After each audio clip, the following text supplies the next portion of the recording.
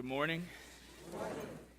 I appreciate you being here this morning, and I hope that you will rejoin us tonight as some of our missionaries from the Los Angeles trip will be sharing a little bit about their experience in the city of Los Angeles and in Skid Row. Just a little side note from some of the stuff we were talking about earlier about Boston. When I was up there, you learned some really crazy statistics that over 90% of the city is unchurched, and if anything, have an atheistic view towards God.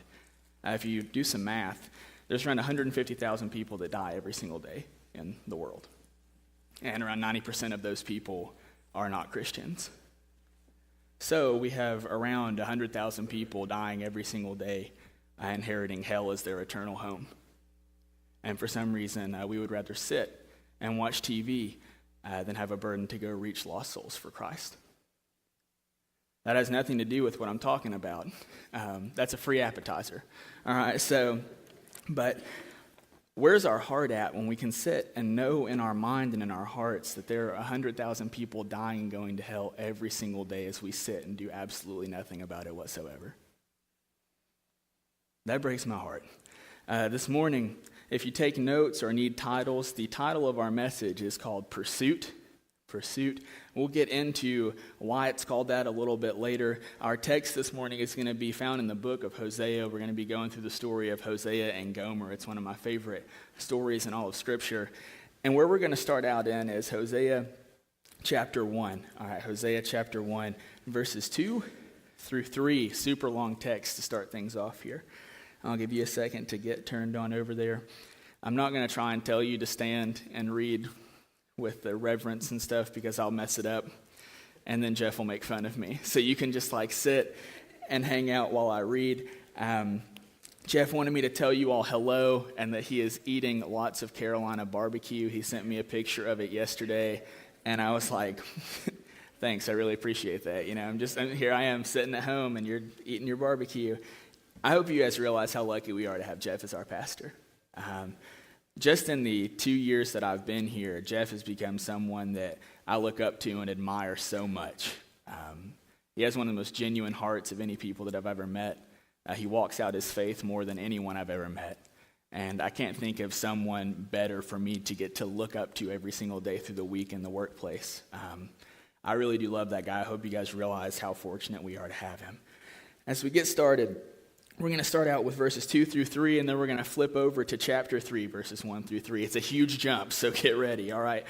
Verses 2 through 3. When the Lord began to speak through Hosea, the Lord said to him, "Go, marry a promiscuous woman and have children with her, for like an adulterous wife, this land is guilty of unfaithfulness to the Lord." So he married Gomer, daughter of Diblaim, and she conceived and bore him a son. If we flip on over to chapter 3, it says, "The Lord said to me, go show your love to your wife again, though she is loved by another man and is an adulteress. Love her as the Lord loves the Israelites, though they turned to other gods and loved the sacred raisin cakes. So I bought her for 15 shekels of silver and about a homer and a lethek of barley. Then I told her, you are to live with me many days. You must not be a prostitute or be intimate with any man, and I will behave the same way towards you." So, all right, you guys are dismissed. Now, we've got a lot of digging to do to understand what we really want to talk about this morning. We have a man named Hosea who is seeking after the Lord with his heart.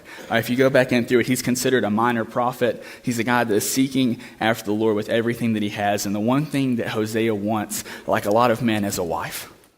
All right, he comes to the Lord, "Lord, I want a wife. It's the one thing that I want." And so God answers his request, except he says, Hosea, I want you to go marry a prostitute. And her name's Gomer. I want you to seek her out, find her, and marry a prostitute. I want to ask you a question. What kind of a loving God or a loving father would look at his son and say, "Son, you've asked for a wife. Go marry the nastiest woman that I can possibly find"? Imagine as a dad, if you have a daughter, she's like, "Dad, I really want a husband. Who do you want me to go marry?" "Well, I want you to go marry the man that has slept with as many women as you can possibly think of," or vice versa. "Well, son, I want you to go to your local strip club and pick up one of the strippers there, and I want you to take her home and make her your wife." It sounds absolutely ridiculous. So you have to think one of two things are going on here. We either have a God that has absolutely lost his mind, or one that is in absolute control and has complete and total foreknowledge beyond our wildest imaginations. All right, he already knows how this story is going to play out. He sees what's going to happen ahead of Hosea's perspective. And at the same time, what would your response be if you're Hosea? Lord, I've been faithful. I even tithed last month, and I want a wife. All right, Tyler, go to the strip club and get your wife. I'd be like, God, this is a joke. This is an absolute joke. One, I'm probably going to say I'm not doing that. All right, that's not going to work out for me. We see absolutely no resistance from Hosea whatsoever. There's no, are you serious? Are you sure this is what you want? How often, whenever God gives us a calling or a command in our lives, do we question him immediately? It's like you ask for something, he tells you to do it, and you're like, okay, well, let me make sure this is really what you want me to do. God, if that was you, I want you to make the sun come out now. Make a bird fly by my window. Make something happen so I know that you're the one that's talking to me. I remember, this is crazy, it's a total side story, but I'm a terrible Spanish student. I'm probably the worst foreign language student of all time. And I went into my summer Spanish class. I don't even think my parents know about this, so surprise. I walk in, and I sit down, and our professor, she looks at the class, and she's like, okay, you have your second of your 3 major exams today. And at that moment, my life ended. I was sitting there, I was like, I have like a 74 in here to begin with because I don't understand anything that's going on whatsoever. And now the teacher's telling me that one of my 3 major tests is today. I don't even know how to say hello. I haven't studied for any of this stuff, okay? And I'm sitting there in my chair, and I'm like, well, there's only one thing for me to do now.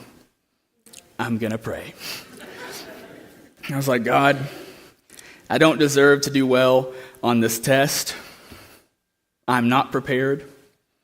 But if there's any way that you can make me pass this test, let me do well and get out of this class, I would really appreciate your help. Amen. And so I sit back in my chair. I kid you not, this really happened. 30 seconds later, I look out the window, and it's dark outside. And it's like 2 o'clock. And I was like, what is going on? I look back at my teacher, and she's like really scared, kind of petrified, sitting there. She's from Colombia, okay? So like in her country, storms are terrifying because generally a bad storm means you're going to lose something that has to do with your house. There's going to be some form of a flood. Something bad's going to happen. So she's sitting there, and like lightning is striking outside. There's like 40-mile-per-hour wind gusts going by. The trees are swaying back and forth and stuff. And I'm sitting there like, does anybody else like see what's going on out here? The intercom comes on, and the guy's like, we are under a tornado watch. And I was like, and so then she panics, and she goes, okay, class, in my country, storms are very bad, and I'm very scared. So you're going to take your test home, and you're going to do it in groups, and you're going to bring it back to the next class period. I literally sat back in my chair, and I was like, you are real. You hear me. You know, it was crazy. But it's a joking story, but we see God provide in ways like that for us, as dumb as it sounds for a test. You know, you've heard about different things in my family where we've seen people delivered from health crisis and different things such as that. We see God perform such miraculous things, and when he asks us to do something small, the first thing we say is, why? Why do you want me to do this? We can learn a valuable lesson here that when God says go, you go quickly. Do exactly what he says. Don't question him. Follow after him with your heart. So we get into here. I don't know, it's a really, really crazy story. I hope that you know by the end of this that God loves you, that he's for you, he's come for you specifically, and he knows you. He knows you well. He knows everything about you. You hear that so often, but that's such a big truth to comprehend, that God knows everything that you've ever done and everything that you're going to do. All right, he loves you that much. So we get into the story. Hosea goes and he does marry Gomer, right? He goes and marries this prostitute. And you have to keep in mind, Hosea knows that Gomer is a prostitute. So he knows that there is a chance that at some point she will still be unfaithful. He knows that there's a possibility that she could do something stupid, and he says, you know what?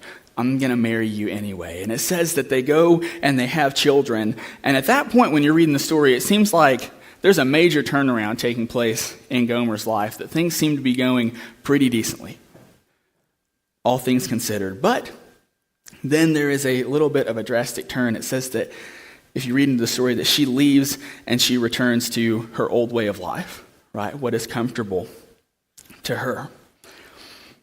Hosea, to me at this point, is devastated. Right, he's obeyed God to the point of marrying this prostitute, and then what does she do? She looks at him and is like, well, this isn't really cut out for me. I don't think I can do this anymore. I'm not comfortable here. I'm going to go back to what I know. And what I know is the sex slave industry, because that's what I've been in my entire life. Hosea, at this point, looks at God. This is a personal opinion. It's basically like, God, what do you want me to do now? You've called me to this woman, and now she's left. So what in the world do you want me to do? And God looks at Hosea, and he says, go get your bride. Go after her. Go and take her back. So Hosea goes out into essentially the olden times red light district. Okay? And the way that I like to think about this, in Hosea's community, he is known as being a man that is set apart, right? He's a prophet, so people view him and they're like, that's Hosea. Hosea loves God. Hosea knows God. Hosea is seeking after God. So imagine what people are thinking when they see Hosea walk into the darkest place in the entire city. All right, it's a man that is set apart and after God's heart, and he's literally walking into an area that is filled with homosexuality and prostitution and just deep, dark things that are going on. It would be like in our time, if you saw Billy Graham in his younger days walking into the red light district over in Asia, surrounded by strippers and prostitutes, and just walking around, looking, what would the world think when they saw him there? What do you think the surrounding people are thinking whenever they see this man that supposedly loves God so much, literally in the middle of darkness? Their thought process isn't, wow, he's being a light. Their thought process is, look who's here. It's about time that he finally gave that stuff up. What he believes in isn't exactly what it was all cut out to be. But he still goes in after his wife. And after a little bit of searching, he finds her. And he walks up to her. And this is just the way, like when I read this story, it's how I interpret it. He looks and he says, it's time to go home. I don't know why you're back here, but it's time to go home. And he's like, let's go. And then a man steps in between the two of them and says, what do you think you're doing? And he looks at him and says, that's my wife. And the man looks at him and says, no, that's not your wife. That's my prostitute. And in that moment, if that's me, I'm ready to fight. All right? I'm not calling my wife a prostitute. I know she's out here, but she's mine. And I love her. So you're not going to talk about her like that because that's not who she is. And I know it's not. So he looks this man in the face, and instead of throwing punches or causing confrontation, he looks him in the eyes and says, well, how much is she? For his own wife. The one that belonged to him to begin with. He walks up to this man and says, how much does she cost? He paid the price for the thing that he already owned to begin with. And the weird thing about this story, if you look into it, she was half price. She only cost 15 shekels, a homer, and a bethek, or however you say it, of barley. If you do some research, the average prostitute in that time cost 30 shekels. So she was 50% off. And that's not because it was like happy hour in the red light district. The reason why she's 50% off is because she is so disease-ridden and nasty that no one wants to take her home. She's the least desirable of the undesirables. And he walks up to her and he pays the price for her. There's so many people that read this story and they're like, wow. Women read it and they say, I wish I could find a man that loves me the way that Hosea loves his bride. True, you should aim to find someone that will love you in spite of yourself and push you towards Christ. But this story is so much bigger than a good, godly man. Hosea is God. And we're Gomer. I'm Gomer. You're Gomer. Everyone here is. Because he already paid the price for us, yet he still follows us into our deepest, darkest places, waiting for us to turn around and choose him. He loved you enough to follow you into your mess, follow you into your sin. Even when you didn't know him, he was following you. He was coming after you because he loves you and he knows you and desires for you to know him intimately. So when you were in your sin, in your deepest, darkest pit, and you felt like no one was there, he's there. He's with you. He followed you to that place saying, child, I love you. Stop doing what you're doing. Turn around and see me. Turn around and experience me. Turn around and love me. We all need to experience a turnaround. All right? Where there's a time where we're like, I'm here, but God has called me to be here. He wants me to be here with him, not here. All right? But maybe you've made that decision and you've said, I've been here, God called me here, but I want to go back. And just like she did, guess what? He's followed you to that place again. He doesn't stop. There's never going to come a point where he looks at you and says, you're not worth chasing anymore. Ever. You can do the unthinkable over and over and over and over again, and he's like, I'm not giving up on you. I will follow you back here every single time. Just because I died once, it is finished, but I would die for you 1,000 times. For you, not for everyone, for one single person. Because he believes with his whole heart you're worth it. This turnaround that we're talking about sparks a memory of a story that I heard a long time ago about a woman named Stephanie Fast. All right? Her story is called Toogie. I want to share it with you real quick. That's a funny word. But this was a girl who was born in, I think it was China. And she was a product of an American soldier sleeping with a Chinese woman. Okay? He had an affair with his wife, got her pregnant, and then a mixed child came that was half American, half Asian. Okay? In this time period, the Chinese hate Americans. All right? Because we brought war and turmoil and destruction to their country.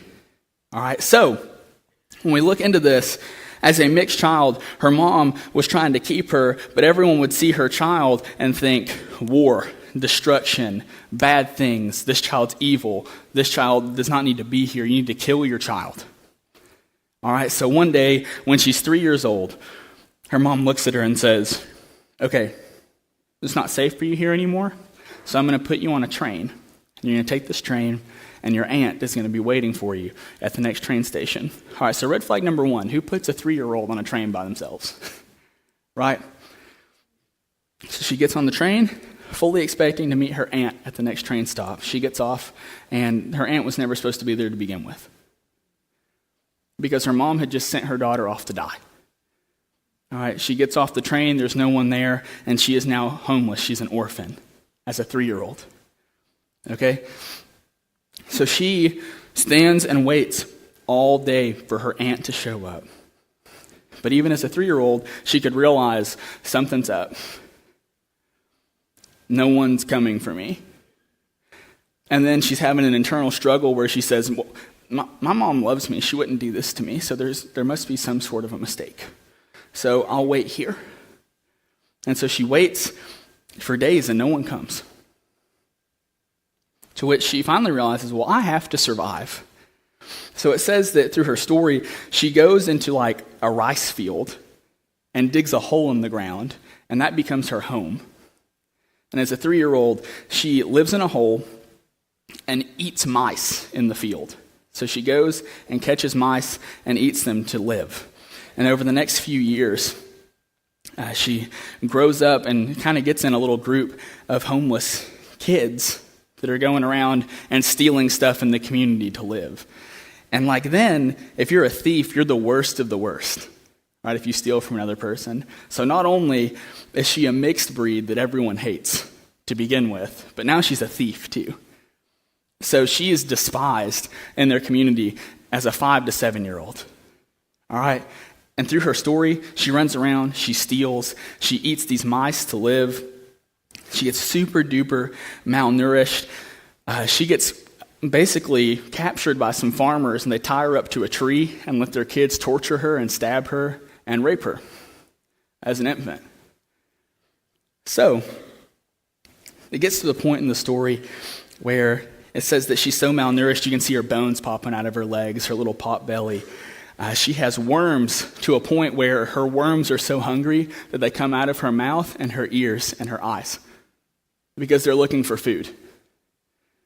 She has lice so badly that it's clumped in her hair, and you can literally see the lice moving around on top of other lice in her head.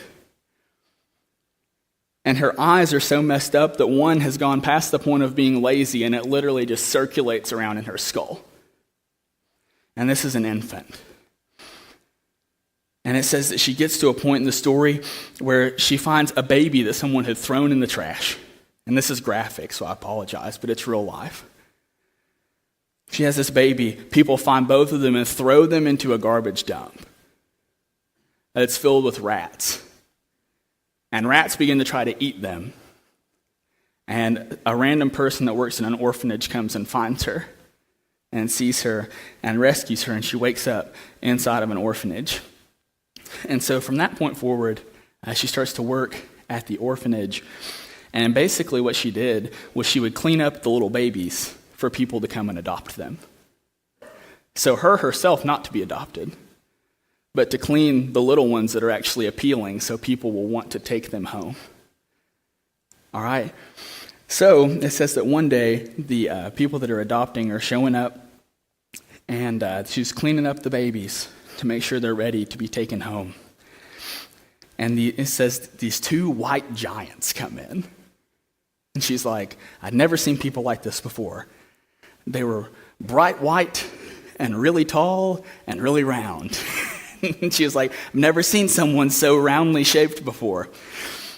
And they come in, and they have an intention to adopt a little boy. They want a baby boy, and she had just cleaned up the baby boy to make sure that he's everything that they could possibly want him to be. And this man is holding the little baby, and their tears are going down their face. It's a precious story, right? They're about to take home this sweet, sweet baby. But then he sees her, and he walks up to her. He's like, hey, little girl, what's your name? And she just doesn't even know what to do, so she's looking at him. And he reaches down, and he puts his hand on her face right here and rubs her face. It was the first time someone had ever lovingly touched her in her entire life. And she said that internally, she wished that feeling would never go away. To feel loved by someone, to be desired by someone, to feel affection from someone. But she panicked and she spat in his face and ran away because she didn't know what to do. So he went with his wife and he said, you're probably going to think I'm crazy, but I think we're supposed to adopt her. And she was like, I was just thinking the same thing. So they take her home. Long story short, she comes to know Christ. But there was a journey up to that point where she didn't really understand that these people were her parents now, right? So she's a 9-year-old, and she's out running around with her friends in the yard. They're at a neighbor's house. And her friend looks at her, and she says, Stephanie, because she got a name now. She's not Toogie anymore. By the way, Toogie is what the villagers, I forgot to add that in there, would yell at her and call her. And translated, Toogie means devil or demon. So that was who she was, right? And now she's Stephanie. It's a little bit better than devil or demon, I guess, right? It's like, Stephanie, your mom's awesome. And Stephanie's like, what are you talking about? It's like, your mom. She's awesome. She loves you so much. So does your dad. She goes, my mom and dad. She was like, yeah, that's the people you live with. They're your parents. And she sat there, and her mind was blown in that moment because it had never pieced together in her head that these people are not just housing her to make her feel better. They love her. It's her mom and her dad. And in that moment, she screamed out and looked at the girl, probably terrified her, and was like, that's my mom, and just took off running. So she runs through these people's yards, and her mom's in their front yard, and she's like, hey! And her mom's like, whoa, like, what's wrong? What happened?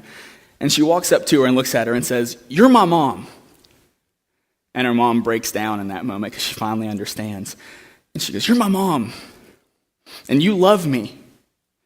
She's like, yeah, I do. I love you. She was like, I love you too. Because it finally came full circle. She finally realized that these were her parents. She had that moment where she was here and she found out what real love was, and she turned around and she ran to it.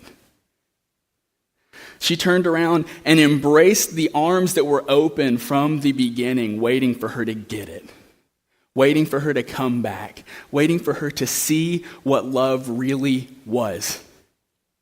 And it says that she ran straight back into those arms and took that embrace completely. That makes me think, I'm going to have a nephew soon. His name's Mason. And he's this cute little 2-year-old. And he's like obsessed with me. It's really cool to have someone that just loves you, you know?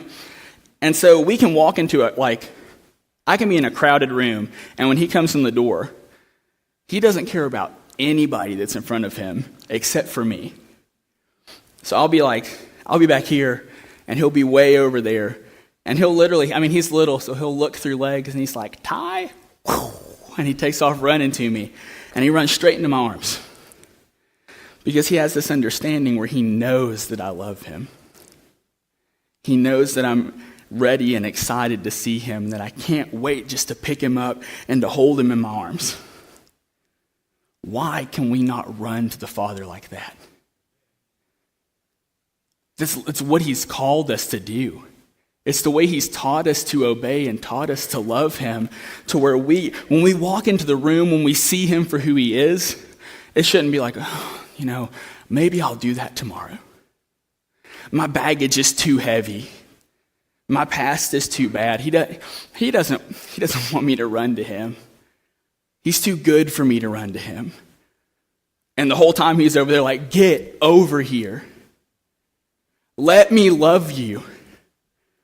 I've been waiting your entire life for you to see me for who I really am. Why do you keep wasting so much time?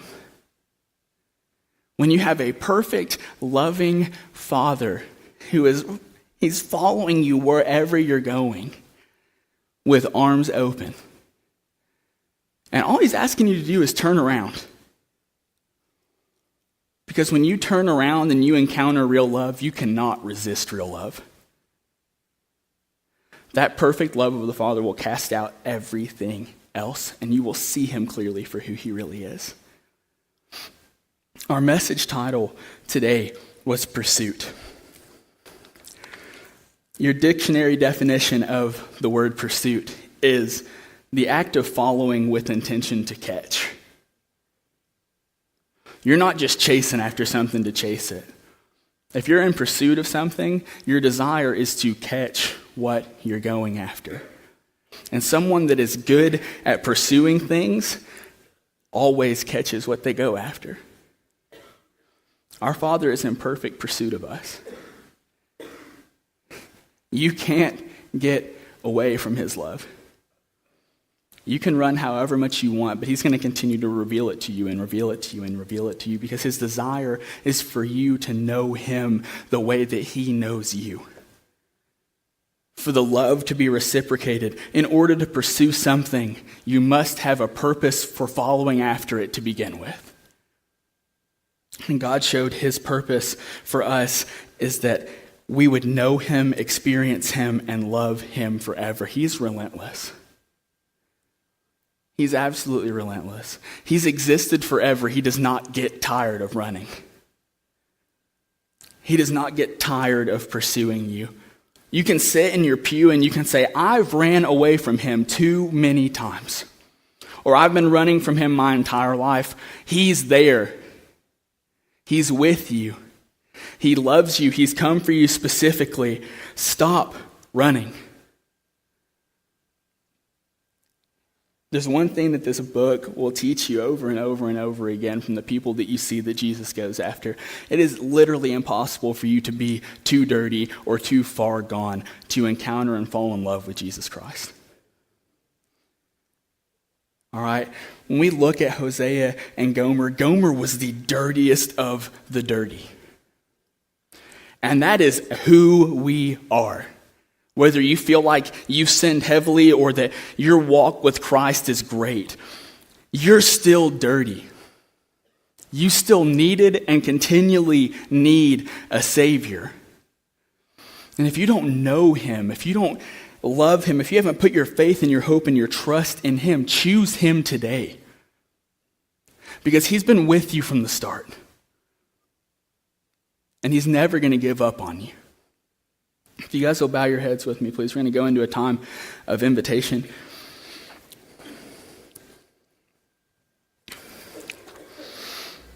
And as you sit there, I just want you to, that was loud, I just want you to think for a second. How far gone are you really? What has your life looked like lately? Have you been in pursuit of Christ, or have you been trying to run away? Do you even know him at all? Have you been running from him for your whole life, or are you in a season right now where you're trying to flee from the Father? I want to encourage you and tell you something. He's with you. He wants to meet you right where you're at. And this morning, I can tell you that he's going to be right up here waiting for you. Waiting for you to turn around and embrace his love. So as we go into this time of invitation, if you don't know Christ, stop running. Turn around and embrace him for who he is today. Don't put it off. He loved you enough to follow you to this point. Maybe you're in a rough season of life where you were just struggling with sin, struggling with temptation, and struggling with life in and of itself. Stop running to sin. Turn around and embrace the love of the Father. Let him change your heart. Let him change your heart. Let him become more real to you. Let him be your Father, exactly who he wants to be. So this morning, if you don't know Christ, I just invite you to come to know him. If you have some struggles that you just need to lay at his feet today and you want to say, God, I want to give these to you today because I'm sick of running the same. We're just running back to the same mess over and over and over again. I want to invite you to come up here as we start this song. I'll be up here to talk to you and hang out and pray with you. And amen. You can, I guess, lift your heads up. Let's stand. Come just as you are. Hear the Spirit call. Come just as you are. Come and see. Come receive. Come and live forever. Come just as you are. Hear the Spirit cry.